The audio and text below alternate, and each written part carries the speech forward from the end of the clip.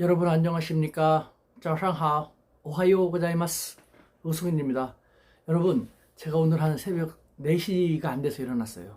아베 때문에요. 너무 억울하고 분하고 짜증나가지고요. 어떻게 저렇게까지 할 수 있는가, 나쁜 인간 하는 생각에. 하지만 우리가 분노만 하면 안 되고 저 인간들은 계속 저렇게 될 것이고 우리가 당하지 않게 했으면 끊임없이 우리 실력을 키울 수밖에 없다라는 생각을 다시 한번 했고, 그래서 오늘은 아침 일찍부터 제가 방송 초기에 나갔을 때 맸던 나비 넥타이를 메고 초심으로 돌아간다는 마음으로 여러분들과 함께 멋있게 아침을 시작하기 위해서 이렇게 일찍 녹화를 하게 됐습니다. 먼저 아베에 대한 이야기부터 시작하고 싶습니다. 오늘은 자, 나옵니다. 아베는요, 징용 문제에서 배상 책임이 없다고 하는데요, 너무 억울합니다. 저도 일단 국제법을 전공한 사람의 입장에서요, 국제인권법에는요, 개인 간의 권리는 국가 간의 협정으로 소멸되지 않는다. 다시 한번요. 국제인권법에는 개인 간의 권리는 국가 간의 협정으로 소멸되지 않는다라는 것이 있거든요. 국제법을 위반하고 있는 거예요. 세계 제3의 경제대국이라는 나라가. 그 다음에 아베가 안보상 우리에게 수출 규제를 한다고 했죠. 이것도 저는 말이 안 된다고 생각합니다. 일본은 사실상 중국을 최대의 위협으로 상정하고 있거든요. 국가안보의 최대 위협으로 상정하는 중국은 아무렇지도 않게 수출 규제하지 않고 계속해서 수출을 하고 있으면서 우리한테, 우리처럼 지금까지 한밀 안보 협력을 쭉 해왔던 나라에 대해서 갑자기 그렇게 한다는 것이 말이 됩니까? 정말 말도 안 되는 눈 가리고 아웅하는, 자기들 소년의, 일본어 속담에 그런 말이 있죠. 소년들이 하는 얘기, 이누모 아루케바 보니 아따루란 말이 있어요. 이 아베를 생각하니까 떠오르더라고요. 이누노 아루케바 보니 아따루. 무슨 말이냐? 걔도 여기저기 걸어 다니다 보면, 들쑤시고 다니다 보면은 몽둥이에 맞기도 한다. 여기저기 다니면서 으르렁거리고 사람 인상 쓰고 이것저것 기웃기웃거리면요, 몽둥이로 맞는다는 얘기인 거예요. 물론 여기저기 다니면서 뜻밖의 행운을 맞는다는 뜻도 있지만, 여기서는 으르렁거리면서 일을 내리고 다니면서 여기저기 쑤시고 다니면은 자기한테 해로울 것이다, 좋을 것이 없다라는 것인데, 우리말에 해당되는 것은 미친 개는 몽둥이가 약인 것이죠. 하지만 어떻게 효과적으로 지금은 두드릴 수가 없지 않습니까? 우리가 국력이 좀 더 열세니까요. 어떡합니까? 그래서 실력을 키우자는 것이죠. 부지런히 실력을 키우자. 한중일, 오수근의 한중일 TV에도 그래서 중국과 일본, 우리가 잘 모르면 우리의 위협이 될 수 있고요. 우리가 제대로 알고 대처하고 윈윈을 유도할 수 있다면요, 우리에게는 엄청난 기회일 수 있는 두 나라거든요. 그런 측면에서 이 두 나라를 더 잘 알자라는 측면에서 계속해서 이어가도록 하겠습니다. 오늘은 지난번에 한중일 삼국 국민성의 차이점에 대해서 첫 번째 간단하게 얘기했는데요. 오늘은 그 두 번째 한중일 삼국 국민성의 차이, 한중일 삼국의 차이점에 대해서 알아보도록 하겠습니다. 그 전에 제가 이 유튜브를 본격 시작한 것이 6월 9일입니다.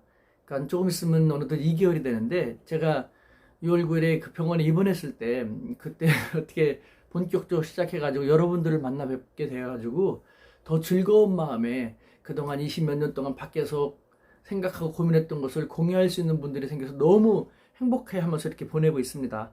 아직은 21세기 최첨단 유튜브지만 20세기 아날로그식으로 하고 있는데, 저도 발전하고 싶습니다. 하지만 쓸데없이 바쁘게 왔다 갔다 하다 보니까요, 제가 아직 편집이라든가 썸네일을 만들고 뭐 하고 그런 유튜브적인 기술이 못 배우고 있어요. 시간 나면서 계속 배우려고 노력하고, 그 다음에 아날로그 방식이지만 대신 저는 계속해서 중요한 내용은 다양하게 반복하려고 합니다. 외국어를 공부하다 보니까요, 반복하는 게 가장 중요하더라고요. 그래서 앞으로도 중요한 내용은 계속 반복하면서 여러분들이 한중일에 대해서 속속들이 더 많이 잘 알 수 있도록 하고 싶습니다. 마지막으로 8월 10일 토요일입니다만 오프라인 모임을 가지고자 합니다. 구독자들분 중에서 함께 모여서 더 많은 이야기도 하고 했으면 좋겠다라는, 저도 거기에 찬성을 하고요. 그래서 8월 10일 토요일 날 오후 4시에 만나려고 하는데, 그 모임에 대해서는 우수군의 한중일 TV 본 채널이 커뮤니티에 간단하게 적어놨으니 관심 있고 시간 되시는 분들 많은 참가하시기 바랍니다. 자, 오늘은 그러면 말씀드린 것처럼 한중일의 차이점 그 두 번째인데요. 먼저 문화적인 차이점이 있습니다. 한중일은 먼저 중국 문화 하면은 크고 웅장하다는 걸로 대표할 수 있지 않습니까? 반면에 일본 문화라는 것은 섬세하고 꼼꼼하고 아기자기한 특징이 있죠. 근데 우리는요, 지난번에도 얘기했지만 정말 그런 게 있어요. 중국 대륙과 일본 열도 사이에 있다 보니까 중간자적인 모습, 양측의 모습을 가장 많이 갖고 있고, 그렇기 때문에 양측을 가장 잘 융합하고 혼재할 수 있는 그런 장점이 있다는 것. 문화에도 마찬가지로 그렇게 나타납니다.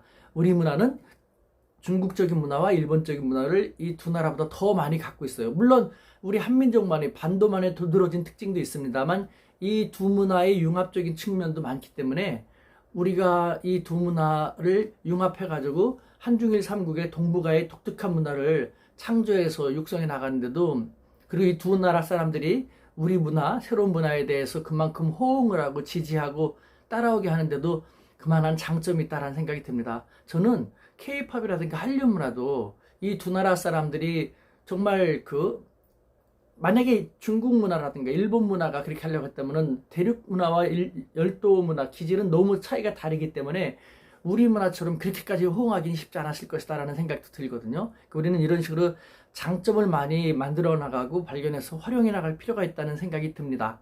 그리고 다음에는요, 한중일 삼국의 차이, 문자입니다. 물론 어느 구독자분이 지적해 주셨습니다만 지금 이것은 너무 피상적일 수밖에 없습니다. 짧은 시간 동안에 이런 걸 깊이 있게 비교한다는 건 쉽지 않고, 지금은 개요 형식으로 중요한 것만 몇 가지만 비교하는 것이니까 그렇게 알고 봐주셨으면 좋겠습니다. 나중에 계속해서 문화 부분, 문자 부분 그런 부분이 들어가면 조금 더 깊이 있게 들어갈 거니까요. 지금은 개요만 한번 알아본다라고 생각하시면 될 것 같습니다. 자, 한중일 삼국의 문자 차이가 있죠? 한자를 토대로 하고 있습니다. 중국의 한자. 하지만 한자가 너무 어렵기 때문에 우리나라에서는 한글이 됐고 일본에서는 가나라는 독특한 일본의 국문자가 생겼지 않습니까? 정말 너무 어렵기 때문에 그렇거든요. 실제로 중국어 같은 경우는요, 한자가 너무 어렵다니까 문맹이 아직도 높죠. 중국의 대학 교수들도요, 자기 국어인 중국어를 잘 못 써요. 그래서 막 틀리기도 하고 또 잘 못 읽기도 해요. 우리말 같은 경우는 24개의 자음 모음으로 다 해결되지 않습니까? 일본어 같은 경우는 히라카나 가타카나 있어가지고 100여 개 정도, 이 히라카나 가타카나로 어느 정도 하지만 중국어 같은 경우는요, 그때그때 계속 새로운 단어가 나오면은 외워야 돼요. 한자를 하나하나.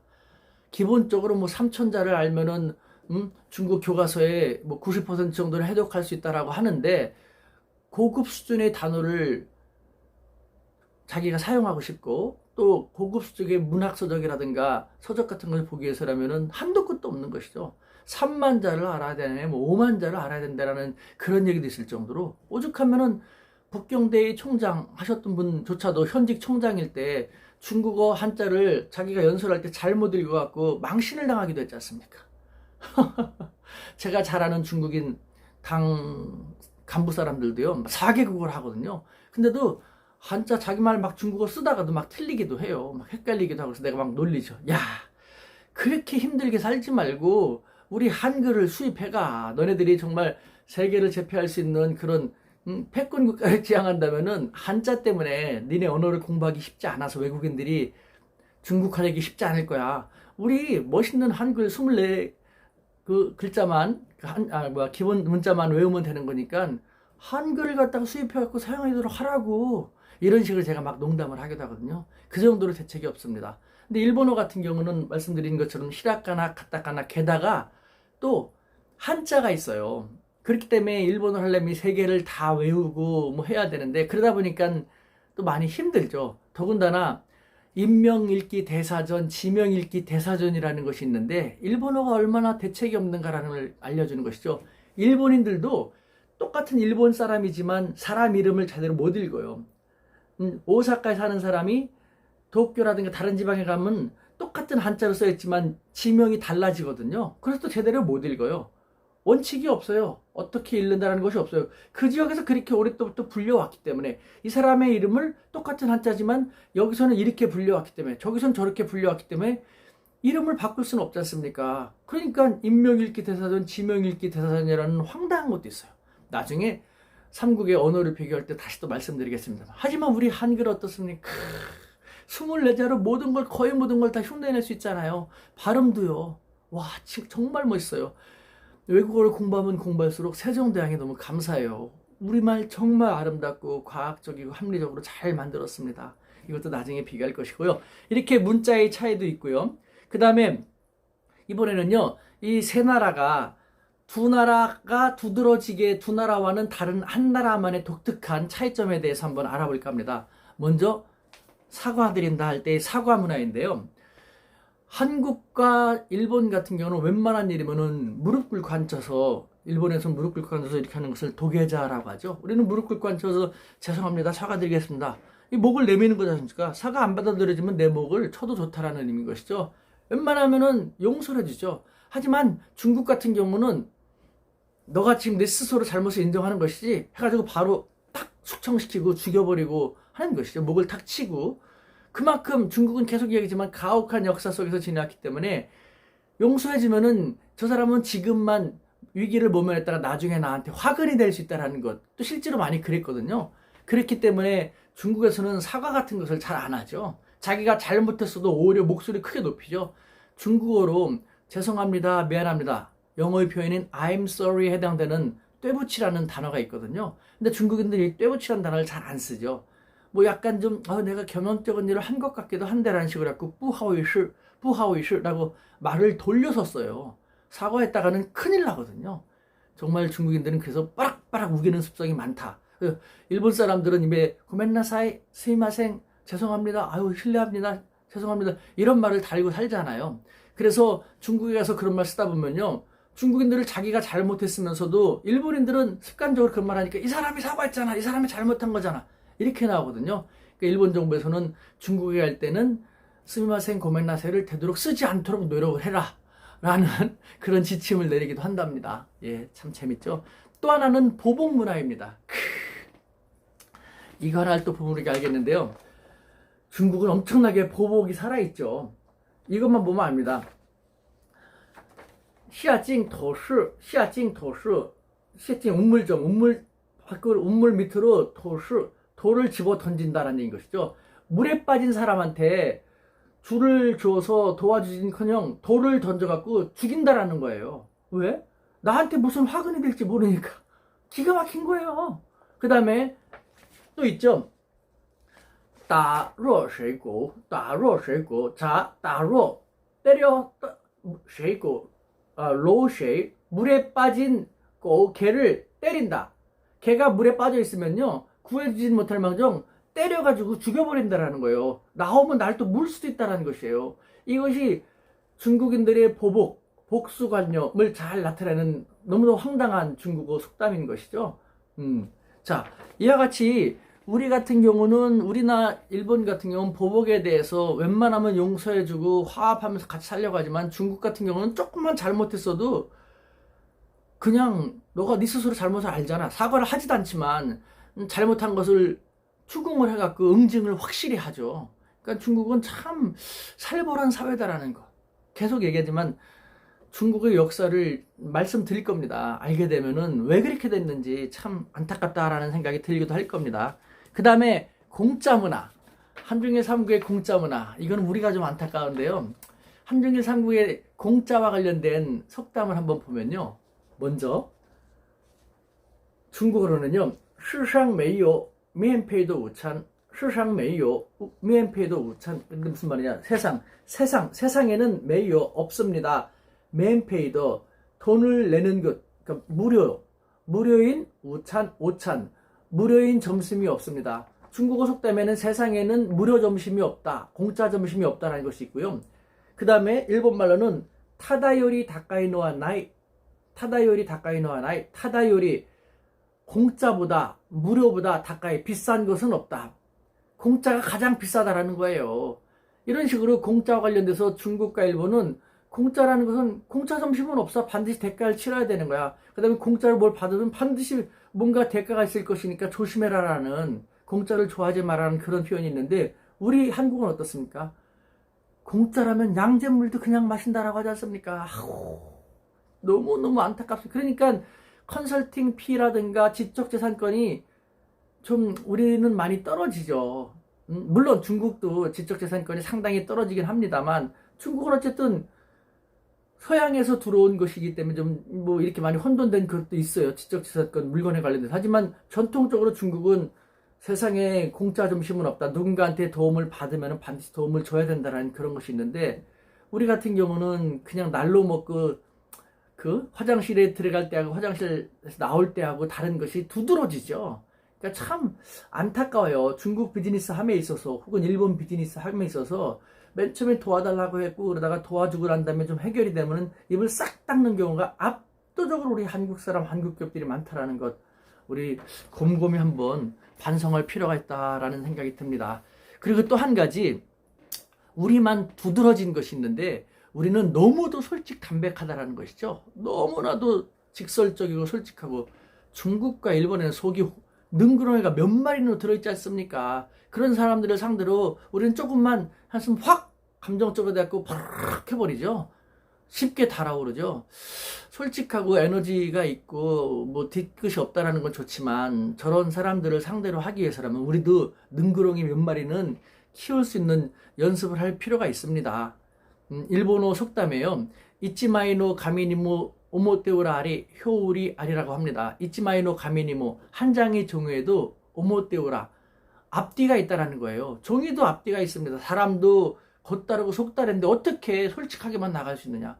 우리는 조금 사람을 알게 되면은 나보다 먼저 나이 물어보죠. 중국인이건 일본인이건 나이 그렇게 별로 상관하지 않는데 특히 일본인은 중국인은 나이 별로 상관하지 않는데 나이 먼저 물어본 다음에 나보다 한두 살 어리면은 형이라고 부르라고 아니면 그때부터 우리는 좀 내려보는 성향이 강하죠. 거기서부터 지고 들어가는 거예요.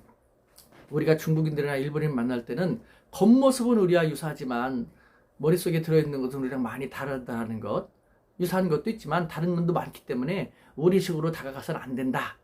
너무 지나치게 솔직 담백해서도 안 된다라는 것이죠. 마지막으로 우리는 중국에 대해서 근거 없이 우월감을 많이 갖고 있었고 그다음에 일본에 대해서는 또 그렇게 타당하지 않게 열등의식을 많이 지니고 있었는데 저는 빠르게 급변하는 이 21세기 사회에서 그와 같은 고정된 선입견 비슷한 것은 바람직하지 않다고 생각합니다. 물론 일본이 우리보다 많은 면에서 잘 나가는 면이 있고 중국이 우리보다 아직도 많이 뒤떨어진 면이 있는 것은 맞습니다. 하지만 정말 세상이 빠르게 바뀌고 있습니다. 일본은요 우리보다 20년 잃어버린 20년을 지내고 뭘 지내고 지금 아베 같은 사람이 나타난 이유도 일본이 쉽지 않은 시기를 지냈기 때문에 이렇게까지 변했고 저런 사람을 자기들의 지도자로 받아들여주게 된 것이거든요. 일본이 많이 바뀌었어요. 제가 대학 다닐 때 혹은 제가 30대의 일본하고 지금의 일본이 되게 많이 다르거든요. 일본이 힘들기 때문에 아베 같은 또라이가 나타났다는 것이죠. 중국 언제까지나 저렇게 엉성하고 뭐 2% 부족한 나라만 있을 것 같습니까? 빠르게 바뀌어갖고 최첨단을 앞서 나가는 그런 중국적 모습도 많지 않습니까? 우리는 너무 지나치게 몇 가지 인식을 가지고 고정관념을 가지고 중국과 일본을 계속 바라보면 안 된다라는 것이죠. 한쪽으로 치우치지 말고 제대로 된 지피, 제대로 된 직위를 할 필요가 있다는 것이죠. 우리가 계속해서 한민족으로서 태극기를 보고 애국가를 들으면서 아리랑 소리에 막걸리를 마시면서 김치를 먹으면서 흥얼흥얼 기분 좋게 되기 위해서라면은 우리 한민족의 국가를 계속해서 유지해 나가기 위해서라면요. 제대로 된 지피, 제대로 된 직위를 통해서 끊임없이 우리 실력을 키울 수밖에 없다는 것. 어젯밤에 아베 때문에 잠 못 자면서 뒤척이면서 다시 한번 이 얘기를 여러분들한테 하고 싶어서 또 드리는 말씀입니다. 오늘은 이것으로 마치도록 하겠습니다. 당분간은 한중일 삼국에 대한 비교를 좀 하려고 하는데 혹시 여러분들이 특별히 더 질문하고 싶은 것 일본이라든가 중국이라든가 있으면 말씀해 주시고 저는 당분간은 한중일 삼국의 비교에 대해서 다양한 문화라든가 뭐라든가 그런 식으로 해나갈까 생각을 합니다. 네, 감사합니다. 짜이치엔 사요나라.